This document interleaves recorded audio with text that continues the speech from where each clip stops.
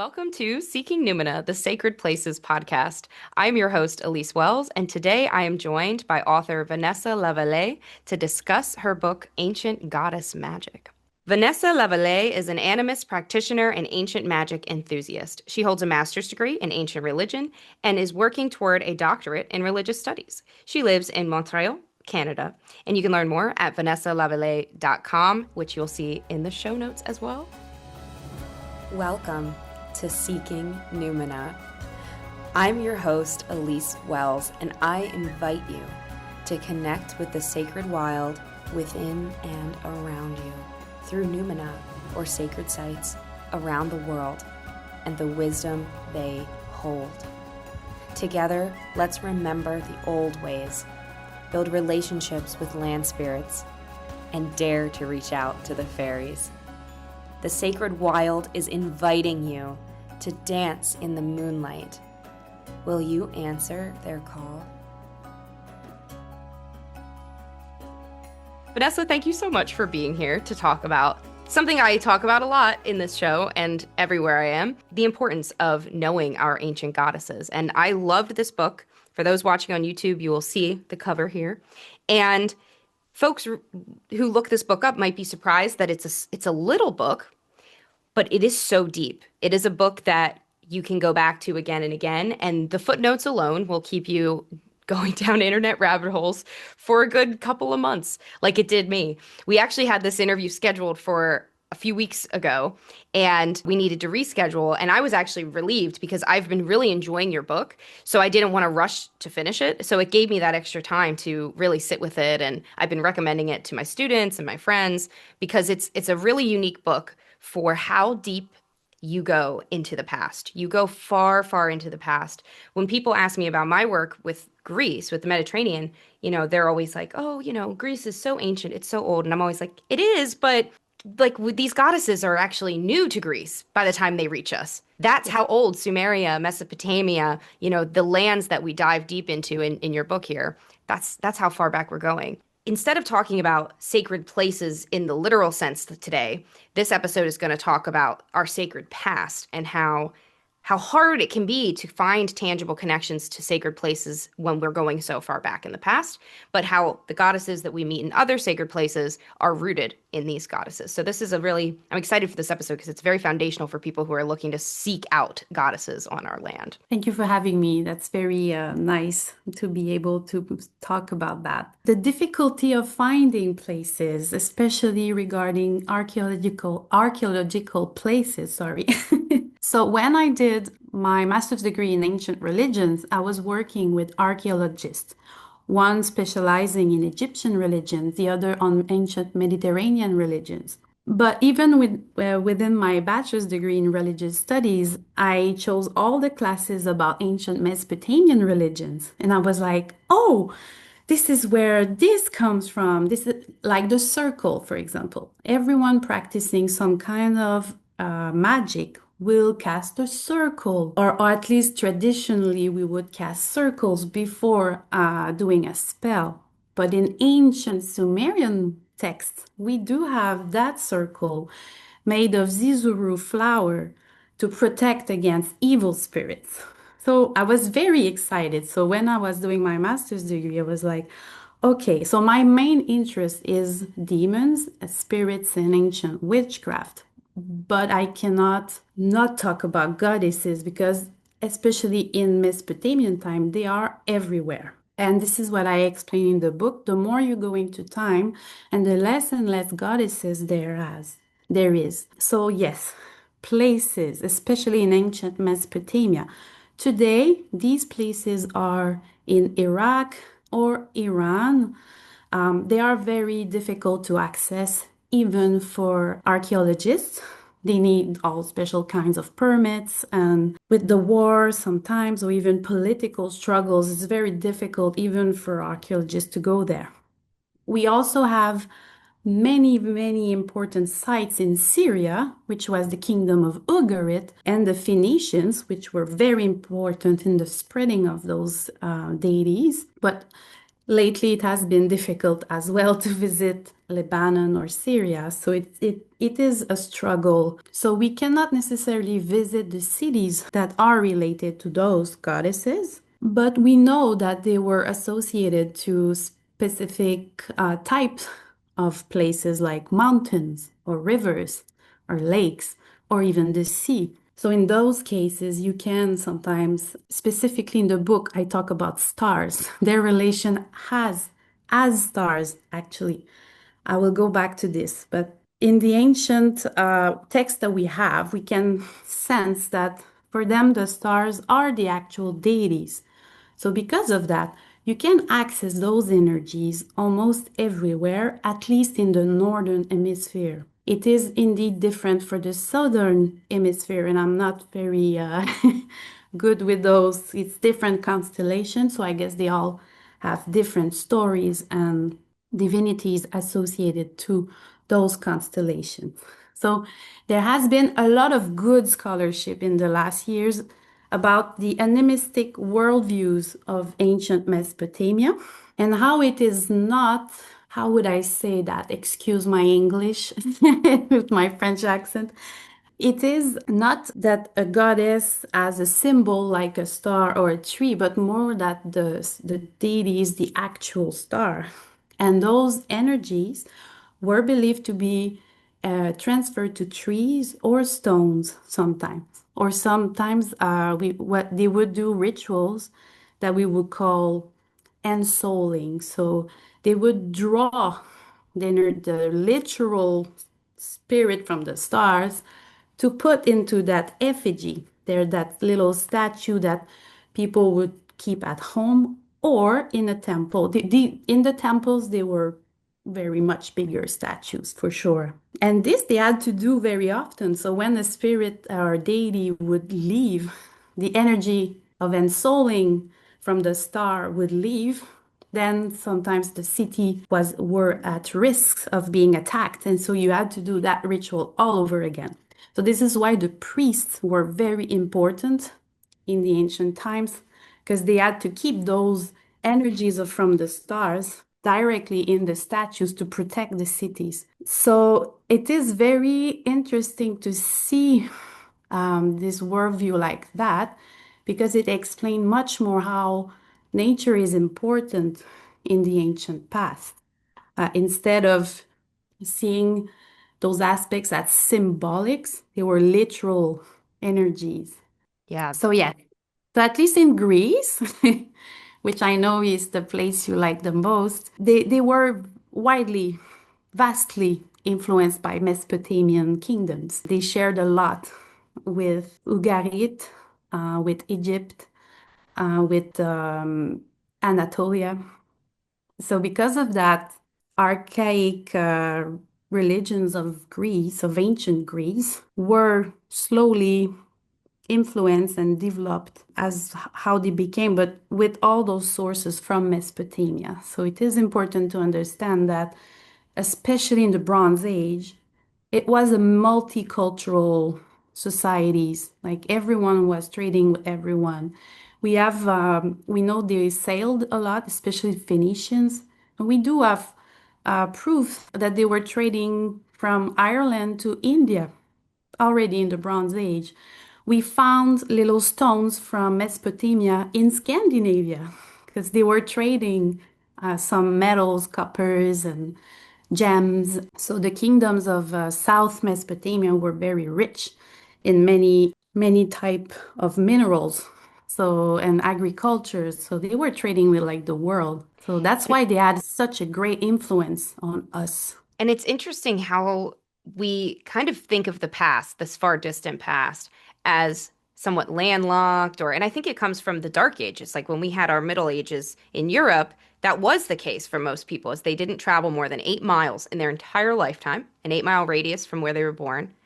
And so I think, scholarship in the beginning of scholarship's a fairly new science. It's Yeah. maybe 400 years, 500 years. Maybe we can give credit to a few more monks than that. But really, as we look at it the way we do it today, it's pretty new. So when we began that science, it was from an understanding that quote unquote, in the past, people didn't travel.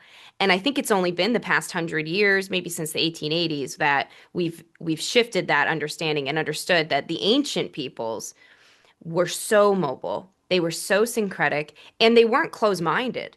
So if somebody said, "Hey, I worship this god," somebody else said, "Oh, hey, you know what? I could use some luck. I'll join you in that prayer." So I think it's so beautiful, and it's such a different way of being. And could you speak to that at all? That in your work, have you had to put yourself in the tried to put yourself in the shoes of a people that were so different from us? Like how were the Sumerians different from modern people, and how does that affect the way you have to read their what they've left behind? And it is the difficulty of working with the ancient world. Like we will never really know, of course. So we can only gather informations from objects we find and the texts they left. But the texts are very biased because they are written by clerical people, are very high ranked people. So usually texts are linked to the main royal religion. But this is not the same as what most common people would practice.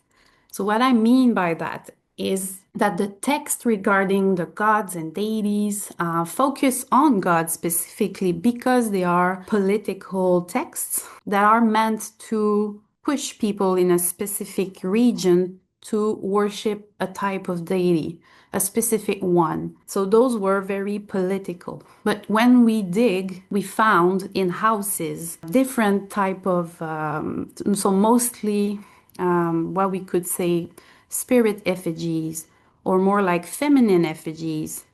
So what we can see from this is that household had more like a feminine cult, more than the very big city religions, and they also had more important work with spirits, household spirits. We know that from sometimes little spells or prayer left with that little effigy or little statue, little figurines underneath the house, buried. So from magical practices in all cultures, they are all the same. By the way, this is what's most interesting. I am interested in following how ancient magical practices survive through times, although it does change a little bit from culture to culture. They still are always the same practices. So we know that relationship with spirits were probably even more important than deities, because deities, like I said, it's the priests that work with them, and the priests are in those big temples that probably common people didn't have access to, unless it was a big public ritual. In that case, you would, you know, pay your honors and go to that ritual. But I always say that India is probably the clearest window we have to the ancient world. Like how it still works in India, probably how it was in the antiquity. So those big public rituals where everyone is involved, and then household rituals and practice with household spirits and most often a personal deity. So what we see a lot of personal petition to a god or goddess, especially a goddess, when in times of suffering, people will ask help to that particular deity. So yes, this is what's interesting between text and objects. And so how different they were, I don't think they were that different. So what we see in text is a lot of suffering, a lot of why me, why me. They were very that I think the main difference with us today is that they were living to serve the gods. At least for the Sumerians, it was a big deal to serve the gods because their world was very scary. You know, at any time, any point, if you did something wrong, like kick the wrong rock or cut the wrong tree, you would get punished by the gods. And this is how, just like India today, so I like to take India as example, but in ancient Mesopotamian texts, we have these ideas that you cannot go out of the house on that specific day because it The is a bad, inauspicious. it is Yeah. inauspicious. So they were living in a very scary world actually. And the first demons we have, so this is my my great love, Mesopotamian demons. Well, they were everywhere. because they were messengers between the world and the gods. So all those little demons that were not necessarily evil, but they could be evil. So they were either sent by a god to punish you, or you ended up frustrating one because you moved that tree, or you did something bad in around nature, and bam, they target you, and now you have bad luck, you get sick, and now you have to do all these exorcism rituals to get rid of a demon, which was very complicated ritual, by the way. So ancient priests had to do all this elaborated ritual to remove a demon, and they had to name all of them because to know the name of the demon was to have power over it. So in that case, the demon could eventually get out of the body, and they would put that demon in a little goat made of clay. The scapegoat ritual, it's called. Oh my goodness. Yeah, I You was gonna see where say, I'm wait a minute. going. Yeah. So they would put that spirit, malevolent spirit, in the goat and then put the goat into underneath the earth and put the demon back there. So yes, it was a scary world in the ancient Mesopotamian times. So rituals and devotion and as protection was, I think, something very prevalent, which we don't really do anymore. I think that would be the main difference. And was there in ancient Mesopotamia, was the concept of the demon, was it similar or different from like the daemoness, like in ancient Greece, where we have, or the genius later in Latin? Was it the same Um, thread? Was it something that it evolved, is or is it? actually It is the same thread, I think, because jinns are, I think, the closest to what we could see in Mesopotamia. So, like I said, they were seen as neutral, so with their own will. So they could choose to work with you actually. And this is how European magic was born. Like, we have all this, especially in France. So in French, we have all this big grimoire tradition, which is inspired by the ancient world. It all comes from Arabic magic, and they invoke demons to work with them. So in ancient Mesopotamia, you had to appease them or work with them because they had protective demons like household protectors. Also, the Lamasu were protecting the temples and the royal palaces. So they are considered demons in the sense of in between spirits. So Mm. you could have a personal one, so a bit like the Diamondess. And I Mm. think we think demon come from diamondess. So I think this idea of having in between spirits that are neutral.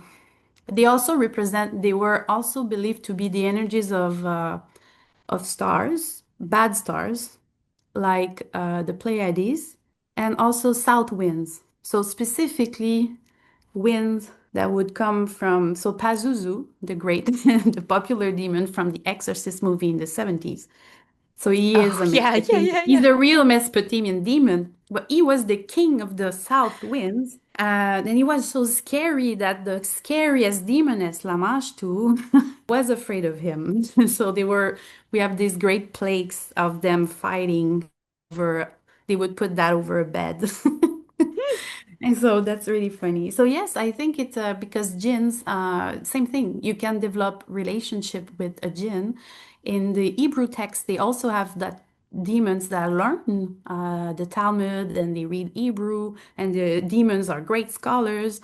And then we have medieval European magic where we did invoke those ancient demons to gain wealth or love, or so our magic comes from those traditions, those very ancient traditions. And I think the goal of my work was to decolonize, if I may say, our practice, because 19th century scholarship is at the heart of modern pagan and magical revival, and they were colonial archaeologists, colonial scholars. It's not their fault. I mean, it's not what they intended to do, but all interpretations we have from the ancient worlds dating from 19th century, problematic. Yeah. And I So think people who are outside of academia, and I always just keep a foot in academia. I don't publish academically anymore. I stopped about 2 years ago, but I still keep up with what's academic. And, when I'm writing, I favor academic texts and all these things. But I think for people who have never really stepped foot into academia or never really considered the difference between an academic resource for magic versus a contemporary one, and they're both great. I'm a Llewellyn author myself. We need it all. But I don't think they realize how new it is to not have the same exact mindset as every single peer in your group. Because even archaeology still sort of suffers from this. I did not like yes. the archaeology world in a professional capacity when I dipped my toes there because they're still very concerned with upholding the beliefs of their elders who maybe it wasn't the best, course of action, but they're very concerned with in archaeology. I don't want to speak against so and so's work. It was his life's work. Oh, we want to respect what he said. And it's like, okay, yeah, but now we have LIDAR and now we have carbon dating. And so it's okay if we know something better now. It's not an offensive thing, but they get very emotional about it. And so archaeology, I think, is going to be behind academia for a little while yet for that hubris. Talk about inviting demons. I think hubris is still probably the prime way to invite them to your space. Um, so it's revolutionary what you're doing. And I think it's funny because I hope I'm not the first person to tell you this, but there are some people who like didn't love this book. Yeah, And for sure. I think it's because they're expecting Hecate is a crone. Here's a ritual to work with Hecate. You know what I mean? It's like they have a preconceived notion from modern texts, which again, we need it all. But if you've only ever read a book, if you're listening to this and you've only ever read a book on a goddess from the perspective of, hey, I'm interested in working with this goddess. How do I start that? If you've never said, well, what else can I learn about this goddess? How can I understand where she came from? Why is that the ritual to work with her? This is that book. This is the why, the when. That's so important. And I think it's a little triggering to come across stuff that your own personal gnosis, as a reader, you might be thinking, okay, well, Hecate's a crone goddess and she this and she that. I'm using Hecate because that's a conversation I have a lot with students. And then when you really read about Hecate, she's a maiden. She's a maiden. She was with Persephone in the flower picking meadow, when Hades comes up and gets her. It's like a whole different understanding when you look at the actual ancient stories. So I just love this. Let's go back to what you said. You were like, we'll go back to this. I think it's time to go back to the stars. The Yes. stars, because it's so lost. That was the thing that hooked me in your intro in this book is it's so forgotten how literal astrology was taken by the ancients. And I'll be honest, it wasn't till I was reading through your book that I took it as seriously as I feel like I should have been. So tell our listeners about this. So the stars. So I realized that in the text, they have all. First, I tried to choose goddesses that wore the title Queen of Heaven. And I'm like, I'm sorry, but is there anything more direct than Queen of Heaven? Really? So when you say that, it is celestial bodies. And even in the ancient testament, throne of heaven, this is what it means. It's the sky. The sun, of course, the moon, obviously, and the Milky Way. Of course, this was tricky because there's a lot of informations we don't have. So some of what I say is my own interpretation. For others, I did put the sources as as much as I could. That was another struggle, by the way, to try to write for a larger public when I was used to write more academically, academic papers. Still not very good at academia either, but it was such a difficulty to just make it understandable. So yes, the stars. So Queen of Heaven. So this I saw was repeated everywhere, and then these associations to the stars. And we know when in ancient Mesopotamian iconography, for example, when the gods are listed, but they are drawn as little celestial symbols, when there's a depiction of a ritual, let's say celestial healing, which I talk about in the book as well. Well, you see that little person lay down on a bed, and then there's like a dome that must represent the sky, and then you have the gods. So you have a little moon and a little Venus and a little sun. So that tells us that These are the deities, and they are present under their form as literal stars. And so I think the author, the Assyriologist who really inspired me with that was Erika Reiner. And when she published Astral Magic in Babylonia. And this is where I realized that a lot of rituals were invoking the stars, and that the deities were seen as what the deities were literally the energies from the celestial bodies. And so it was difficult to try to detangle all of this because a good example, the goddess Inanna was so I'm so big. excited to talk about my girl Anana today. She was so big that she was linked to so many different stars that it was extremely difficult for me to put her in a specific chapter. So I ended up putting her with goddesses that were eventually herself, but in different cultural contexts, because she was then merged with Ishtar and then Astarte and sometimes Aphrodite. So this is why I've put her there, but I think she changed chapters like 4 times. I was like, okay, but, and this is, she is one of good example of a deity that was used as a political tool. As you may know, she was not that popular before Priestess Enheduanna published text about her. And this is where she gained much power. So before that, she was not as big a goddess, but eventually she became, principal goddess of many cities, especially Uruk. And Uruk was, in the time she was worshipped there, the Euphrates was passing near the city of Uruk. So she was linked to the river Euphrates. Aujourd'hui, that was French, sorry. Today, today that river is far away from what would have been Uruk. So this is another reality about sacred places.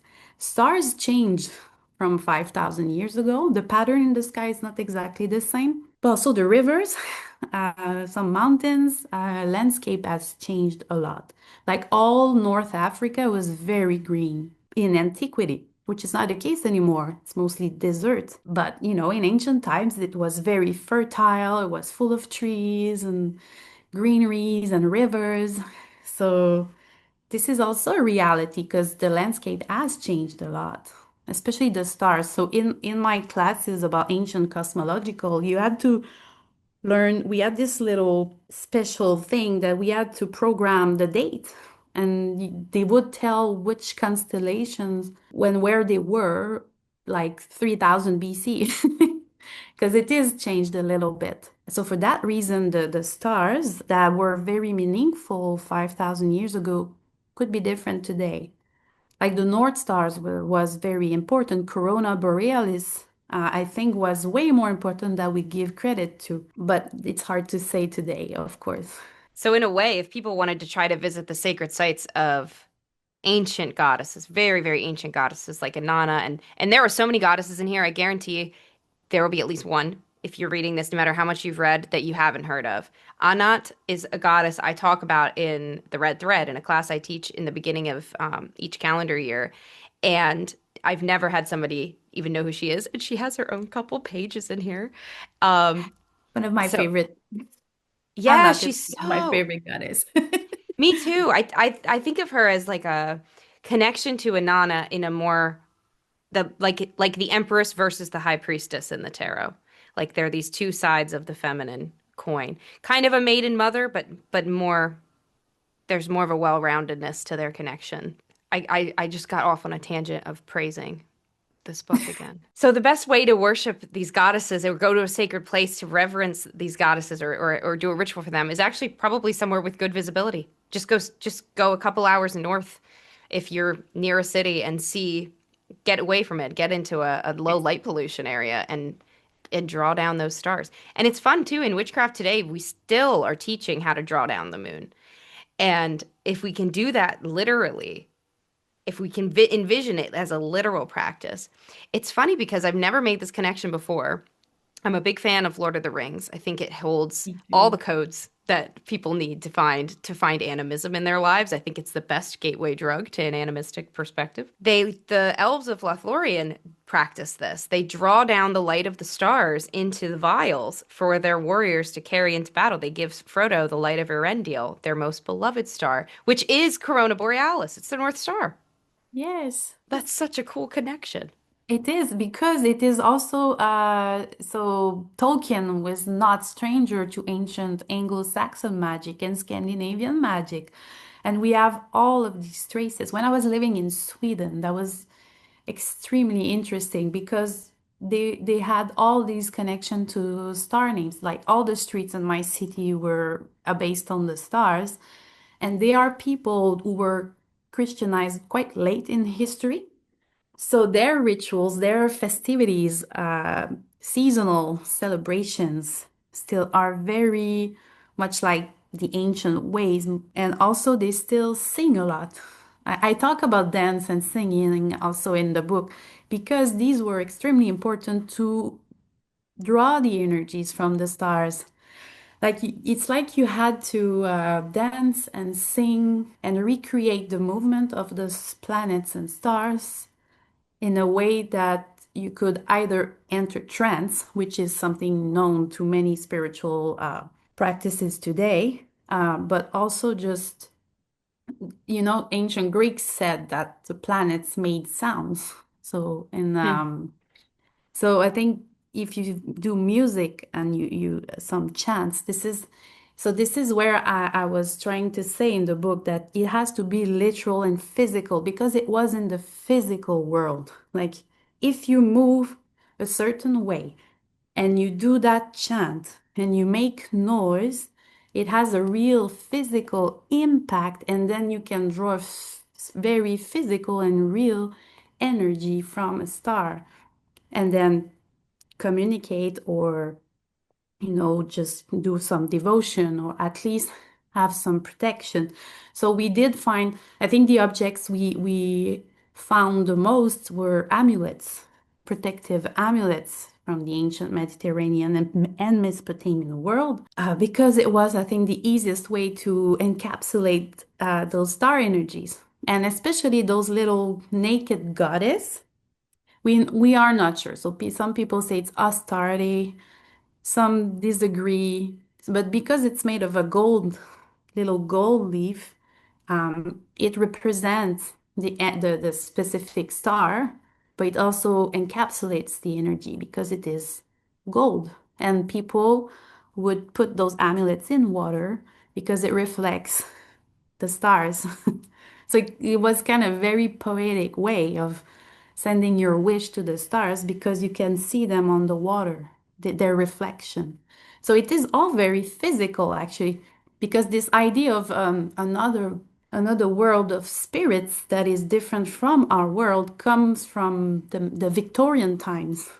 But if we go back and we see it as a very physical and real thing, it's quite different. And so it is very interesting that it's somehow survived. So in this grimoire tradition of European witchcraft I was talking about, they also draw the star energies in the rituals so you can get that connection with a demon and ask for a favor.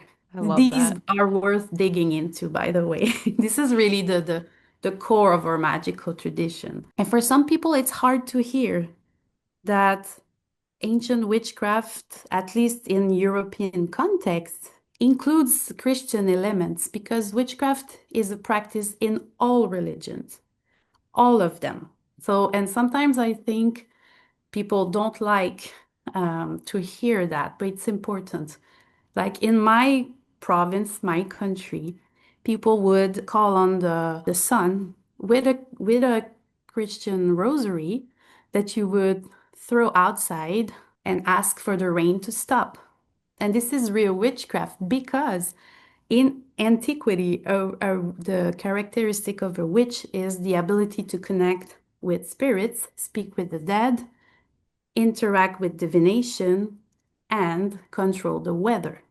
This is exactly what a witch was even in pre-Christian times for Mesopotamians, for ancient Greeks, for other European culture. the Norse culture, the Anglo-Saxon culture. A witch was someone who had those abilities. The weather is something that the Norse told us was very dangerous because those witch could cast some storms while they were at sea. So it was quite dangerous. And I think sometimes people have difficulty linking that together, but it is very interesting to observe what our ancestors, direct and like less ancient ancestor, really practiced. It's true. I think magic is part of the human experience because it's Mhm. if we use the speaking of colonizers, if we use Aleister Crowley's identity of magic, his definition of magic, he says it is enacting change in accordance with our will. Magic is enacting change in accordance with our Mhm. will.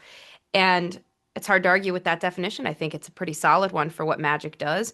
And so it is part of, I think it is only a modern Christian change too, because growing up Greek Orthodox, I don't know that they would have loved the word witch, but I do think they would be comfortable calling it magic, you know. Absolutely. Yes. In Ireland, we can see say they're very Catholics, but they do all those type of magical rituals that are within Christian spirituality, but they still are magic rituals. But it also in this is where I was going. In pre-Christian times, witchcraft was already condemned, like bad witches were already condemned by the Romans. So Right, the when it became necromancy. something bad in the Christendom, it was already a thing in Roman and even in ancient Mesopotamia. A witch was someone who was doing bad stuff to her community, so it was condemned. So we have all those really nice books of anti-witchcraft rituals. So it is witchcraft against witchcraft. Because people protected so this idea of someone harming others through magic has always been there, and it is not a Christian concept. In the Renaissance era, when yes, European witches were condemned, well, they were tried. That didn't mean that they were condemned. So what we see in the different Christianities here is Catholics most of the time were like, yeah, that can't be true. It doesn't exist. So people were mostly freed. It's the Yeah. Protestant countries that condemn the most of them. So this is not the Catholics. So, and in my country, it's Catholic because we come from France 400 years ago, but still. And then we welcome the Irish. So, in my culture, it's more about Catholic magical practices, but in Protestant practices, women are, more prone to evil. But for what's interesting, what we see in witchcraft practice in Canada, it's mostly males. So for Oh, Catholics, witches that were doing evil were men. So that's very so different. interesting. Yeah, that's fantastic. I love noticing how we just shift and change and then sometimes don't change at all across the Exactly. millennia in some cases. So I like to remind people that today some people, women are still charged for witchcraft and killed for it. So I think it's a great privilege for some of us to be able to call ourselves that way and to be open about practicing some different types of magic. But it is still a reality. Like in India, Sri Lanka, Africa, people are still killed for witchcraft. So Yeah, in the it Middle is also, East. oh, yes, as well, yes. I lived in Bahrain for 4 years growing up, and I Mhm. learned recently, like just less than a year ago, I learned that two Western women were actually executed for practicing Wicca in the Middle East It is not while I safe. lived there in It is not safe to 2013. practice, yeah, openly in those. Although they did practice magic for a long time, like all our European magical crafts come from Arabic magic, to be fair. But nowadays, it's not safe to be open about it in those Yeah, areas, which is very sad. it I is would just enjoy wild. greatly to see people go back to their practice. I mean, local people like in Morocco, they still practice, but they are not foreigners. And Yeah. even them are in danger if they decide to condemn them. So yes, it's tricky. Yeah, So we we are very must be lucky in the aware. West. Yes, exactly. It is a privilege, that's for sure. Well, speaking of privileges, thank you for being here on Seeking Numina, the Sacred Places podcast, Vanessa. Tell our listeners where they can find your work, and if you have anything coming up in 2026 that you want to promote, feel free. Thank you. It was a pleasure to come and talk to you about that. So you can see my work mostly in French, but I do have also a chapter about Lilith that is in an academic book. You can find on my website mostly.